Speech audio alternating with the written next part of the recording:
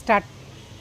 சரி, இப்போ நம்ம எண்கள் பாடத்துலயா இடமதிப்பு கண்டுபிடிக்கணும் என்ன செய்யணும் தெரியுமா? ஒரு நம்பரோட இடமதிப்பு கண்டுபிடிக்கணும்னா இப்போ ஒன்று இருக்குது 8. 8ஓட இடமதிப்பு கண்டுபிடிக்கணும் என்ன செய்யணுமா? 8 8க்கு அடுத்து வரக்கூடிய சார்ந்ததுக்கு என்ன செய்யணும்? ஒவ்வொரு சார்ந்ததுக்கு என்ன செய்யணும்? சைவர் வச்சுக்கணும். என்ன செய்யணும்? சைவர். ஆமாம். இப்போ 8ஓட இடமதிப்பு என்னது? 8ஓட இடமதிப்பு என்னது? 8க்கு அடுத்து 2 சாணத்துல 1ஆ சாணம் 10ஆ சாணத்துல இது எங்க இருக்கு? 8 வந்து 100ஆ சாணத்துல இருக்கு. அப்ப என்ன சொல்லுவோம்? இது 800. முகமதிப்புனா அந்த நம்பரை மட்டும் நம்ம சொன்னா போதும். என்னையா? இப்போ ஒரு நம்பருக்கு வந்து நம்ம முகமதிப்பு கண்டுபிடிக்கும். இப்போ 8ஓட முகமதிப்பு என்னது? 8ஓட முகமதிப்புனா அந்த ஸ்தானங்கள் நம்ம போடக்கூடாது. அந்த நம்பரை மட்டும் என்ன செய்யணும்? நம்ம சொன்னா போதும்.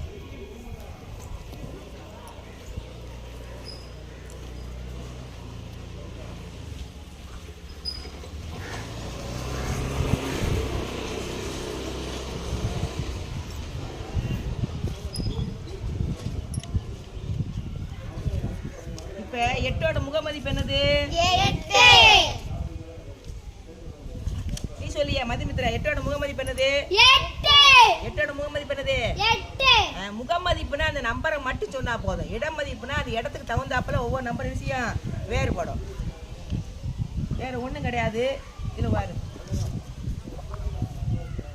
6ஓட இடமதிப்பு நீ செய்ய பார்க்கலாம். மாட்டியா? 6ஓட இடமதிப்பு என்னன்னு சொல்லணும். Very good. 6ஓட இடமதிப்பு கண்டுபிடி. 6ஓட இடமதிப்பு என்ன செய்யணும்? ஓட்டு 6க்கு அடுத்து சைவர் ஓட்டு.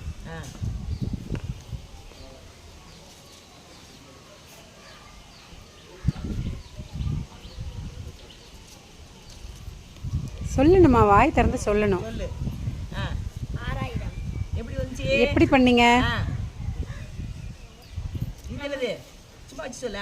இது 1களுக்கு நம்ம 0 ஓட்டிட்டோம். 10களுக்கு நம்ம 0 ஓட்டிட்டோம். 100களுக்கும் 0 ஓட்டிட்டோம். இங்க 6 வந்து அப்படியே. 6ஓட இடமதிப்பு என்னது? 6ஓட இடமதிப்பு 1000த்துல இருக்கனால 6000. எப்படி சொல்லணும்? 6000. 6ஓட முகமதிப்பு என்னன்னு சொல்லணும். இப்ப